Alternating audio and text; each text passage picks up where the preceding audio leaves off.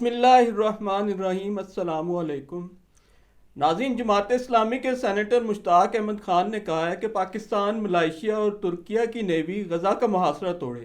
ایران کا نام بھی انہیں لینا چاہیے تھا۔ کہا تینوں بڑی جماعتیں اپنے لیڈران کے لیے جلسے کرتی ہیں، اسرائیل کے خلاف کیوں جلسہ نہیں کرتی؟ سراج الحق نے جمعۃ الوداع پر امریکی سفارت خانے کی طرف ملین مارچ کا اعلان کر دیا۔ ویسے اللہ کے فضل سے جنرل راحیل شریف 40 رکنی اسلامی ممالک کی فوج کے سربراہ ہیں، سعودی عرب میں داد شجاعت دیتے ہوئے پائے جاتے ہیں۔ یہ ایک ایسی عجیب و غریب فوج ہے امت کے خلاف جنگوں میں جو کہیں نظر ہی نہیں آتی۔ مشترکہ فوج کے باوجود اسرائیل کے خلاف کہیں ذرہ برابر مزاحمت نظر نہیں آتی۔ اگر کوئی مزاحمت کرتا ہے تو ایران کے حمایت یافتہ ملیشیا۔ تو اس کے سوا اور کیا کہا جا سکتا ہے کہ رسالت مآب صلی اللہ علیہ وآلہ وسلم کے الفاظ میں وہن یعنی موت کا خوف مسلمانوں پر طاری ہو چکا ہے۔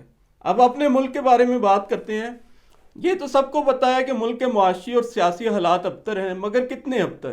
خبر ہے کہ الیکشن کے نتائج سامنے آنے کے بعد مسلم لیگ نون کے اہم ترین رہنما رانا ثناء اللہ اور خواجہ سعد رفیق کوئی بھی حکومتی عہدہ لینے کو تیار نہیں۔ ذرائع کے مطابق سابق وفاقی وزیر داخلہ رانا ثناء اللہ ضمنی الیکشن بھی لڑنا نہیں چاہتے۔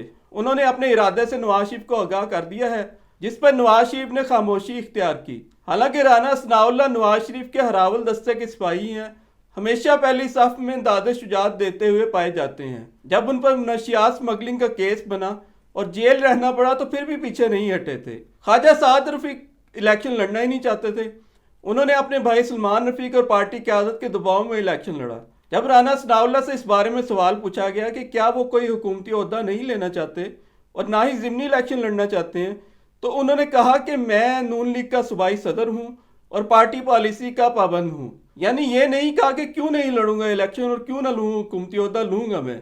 سیاسی پارٹیوں کے اگر اہم رہنما ہار جائیں مگر خود پارٹی عام انتخابات جیت جائے تو عموماً ان اہم رہنماؤں کو پھر کسی جیتی ہوئی سیٹ کو خالی کر کے ایوان میں لایا جاتا ہے، کیونکہ ان کے بغیر نظام چل نہیں سکتا۔ اس کے علاوہ کئی اہم عہدے ایسے ہوتے ہیں جن کے لیے الیکشن جیتنا لازمی نہیں ہوتا، مثلاً گورنر کی پوسٹ بھی ان میں سے ایک ہے۔ حنیف عباسی جب سیاسی طور پر فارغ ہو گئے تھے تو شہباز شریف نے راولپنڈی میٹرو بس ان کے حوالے کر دی تھی۔ وجہ یہ تھی کہ حنیف عباسی شہباز شریف کو خوش کرنے کے لیے عمران خان پر ذاتی نوعیت کے بڑے گھٹیا الزامات لگاتے تھے، انہیں جواریہ کہہ کر پکارتے تھے۔ یہی وجہ تھی کہ عمران خان نے حنیف عباسی کے خلاف خصوصی طور پر 2013 میں راولپنڈی سے الیکشن لڑا اور ان کو شکست دی۔ حنیف عباسی نے کہا تھا میں عمران خان کو یورپ کے نائٹ کلبوں میں واپس چھوڑ کے آؤں گا، اور اپنی انتخابی مہم میں وہ اسی قسم کی زبان استعمال کرتے رہے تھے۔ تو سیاسی رہنماؤں کا ایک خواب ہوتا ہے کہ انہوں نے الیکشن جیتنا ہے، ایوان میں آنا ہے، اپنے پارٹی قائد کی آنکھوں کا تارا بننا ہے۔ لوگ الیکشن میں پارٹی ٹکٹ حاصل کرنے کے لیے کروڑوں روپے کی رشوت دیتے ہیں کہ ٹکٹ مل جائے۔ یہ عالم پہلی بار دیکھا ہے کہ لیڈر ضمنی الیکشن لڑ کر ایوان میں آنے کی خواہش ہی نہیں رکھتے اور حکومتی عہدے بھی نہیں لینا چاہتے۔ اس سے پہلے شاہد خاقان عباسی نے علیحدگی اختیار کر لی تھی، حالانکہ 2017-2018 میں نواز شریف نے نااہل ہونے کے بعد انہیں وزیر اعظم بنوایا تھا۔ شاہد خاقان عباسی اگر رضامند ہوتے تو ٹکٹ کا حصول کوئی مسئلہ تھا اور نہ الیکشن لڑنا ان کے لیے کوئی نیا کھیل تھا۔ وہ تو اس کھیل کے منجھے ہوئے کھلاڑی ہیں۔ اب صورتحال یہ ہے کہ وہ پروگرامز میں آ کر الٹا نون لیگ پر ہی تنقید کر رہے ہوتے ہیں۔ وجہ کیا ہے؟ وجہ یہ ہے کہ اسٹیبلشمنٹ ہمیشہ سیاست میں مداخلت کرتی رہی ہے، لیکن اس دفعہ وہ اتنی مداخلت اس نے کی آخری حد تک جا کر کہ کھیل کے سارے اصول ہی ٹوٹ چکے ہیں جنہیں رولز آف دا گیم کہا جاتا ہے۔ شیخ وقاص اکرم سے لے کر عثمان ڈار اور ریحانہ ڈار تک ہر کہیں سے اتنی خوفناک کہانیاں سامنے آ رہی ہیں کہ آدمی کانوں کو ہاتھ لگائے، لیکن اس کا یہ نتیجہ نہیں نکلا کہ تحریک انصاف اس فاشزم کے نتیجے میں ختم ہو جائے یا اس کے سامنے جھک جائے، الٹا اس کی مقبولیت میں بے تحاشا اضافہ ہوا ہے اور پارٹی بدستور زندہ ہے، بھرپور مقابلہ کر رہی ہے۔ خصوصاً عمران خان کے ڈیل کر کے باہر نہ نکلنے کے فیصلے کی وجہ سے اس کی مقبولیت میں انتہائی حد تک اضافہ ہوا ہے۔ بشرا بی بی سے غیر شرعی نکاح میں جو کچھ کیا جا سکتا تھا ہر حربہ پہلے ہی استعمال کیا جا چکا ہے۔